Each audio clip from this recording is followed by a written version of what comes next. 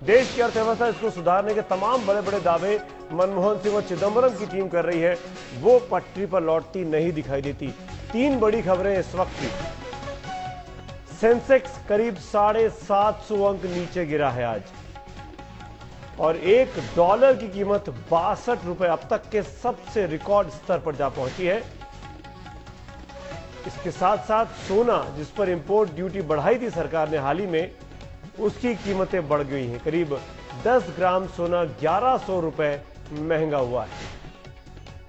तीनों ही खबरें ऐसी जिससे आम आदमी को राहत नहीं मिलेगी, उपभोक्ताओं को निराशा होगी और कहीं ना कहीं मायूसी का माहौल बाजार में छाएगा। देश की अर्थव्यवस्था की तस्वीर को साफ करती है तीन बड़ी खबरें। $1 62 रुपए का हो चुका है अब तक का सबसे निचला स्तर। इससे खराब स्थिति कभी नहीं रही रुपए की डॉलर के मुकाबले। सोना 1100 रुपए महंगा हुआ है और वो 30,000 के ऊपर उसके दाम जा पहुंचे हैं।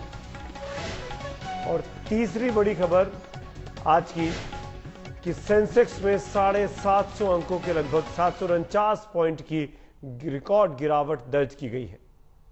जबकि सरकार का दावा था कि उसने बहुत से ऐसे कदम उठाए हैं हाल ही में, चाहे वो इंपोर्ट ड्यूटी लगाई हो सोने पे या और दूसरे कदम उठाए हों, लेकिन उसके बावजूद भी बाजार संभलता नहीं दिख रहा है। 750 अंकों की गिरावट है। कुल मिलाकर अब सीधे तौर पर दुनिया भर के अगर देशों की बात की जाए तो हर जगह डॉलर के मुकाबले बाकी तमाम करेंसीज कमजोर हुई हैं। डॉलर लगातार मजबूत हो रहा है, उसका असर हिंदुस्तान में भी देखने को मिला है।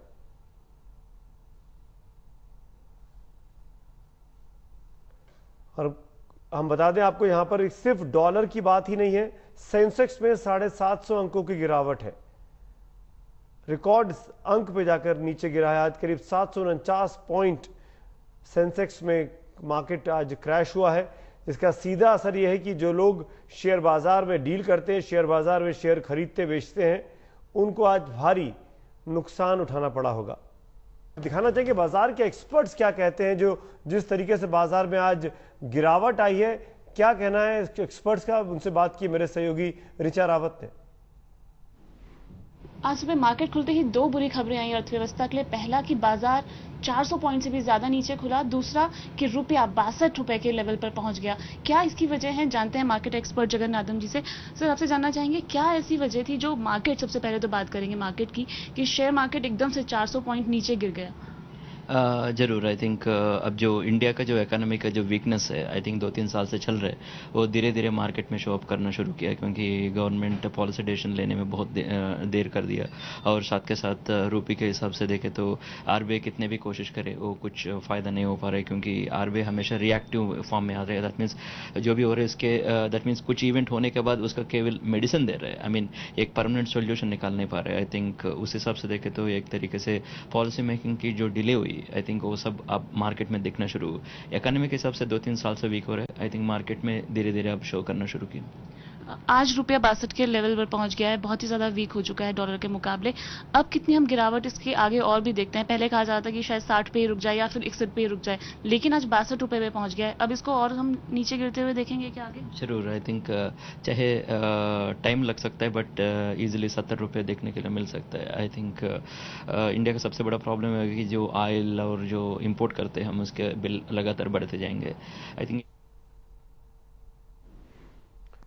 वीरेंद्र, आप हमारे साथ हैं। मैं आपसे पूछना चाह रहा था, डिपार्टमेंट ऑफ इकोनॉमिक अफेयर्स के सेक्रेटरी का बयान आया है मेरे सामने इस वक्त, मैं उसको पढ़ रहा हूं कि इस मार्केट में लगता है कि किसी तरह का कंफ्यूजन है।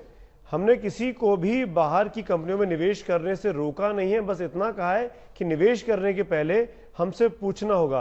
पहले 2 लाख तक का रेमिटेंस था, अब उसकी लिमिट घटाकर 75,000 कर दी गई है। क्या ये वजह हो सकती है मार्केट के क्रैश होने की? ये एक फैक्टर है जिसके कारण विदेशी संस्थागत निवेशक थोड़े बिल्कुल उन्होंने अपना पैसा रोक के रखा है कि क्लैरिटी इसमें अभी भी काफी नहीं है। कंफ्यूजन साफ तौर पर है, बिल्कुल है, इसमें कोई दो राय नहीं है। बल्कि कंफ्यूजन दूर करने का काम किसका है? वित्त मंत्री का है। लेकिन वित्त मंत्री इसे आश्वासन दे रहे हैं कि रुपये को संभालने का हम काम कर रहे हैं, आरबीआई अपना काम कर रही है और पूरा आश्वासन दे रहे कि ऐसा कुछ नहीं होने वाला जिससे आपको डरने वाली बात है। बस इससे ज्यादा तो कोई, जैसे 2-3 बार जब भी वित्त मंत्री ने अपने बयान दिया तो उससे ज्यादा कुछ कहा नहीं उन्होंने, लेकिन जो क्लैरिफिकेशन है, अगर पैसा अगर बाहर से आ रहा है तो ये क्लैरिफिकेशन का काम किसका है, तो ये हो नहीं रहा है। कुल मिलाकर अगर देखा जाए सुमित कि इस वक्त नहीं आरबीआई के हाथ में कुछ है, नहीं वित्त मंत्रालय के हाथ में कुछ है, जो भी है विदेशी संस्थागत या विदेशी निवेशकों के हाथ में है, और जिनके भरोसे शेयर बाजार और भारतीय अर्थव्यवस्था कुछ हद तक टिकी हुई थी।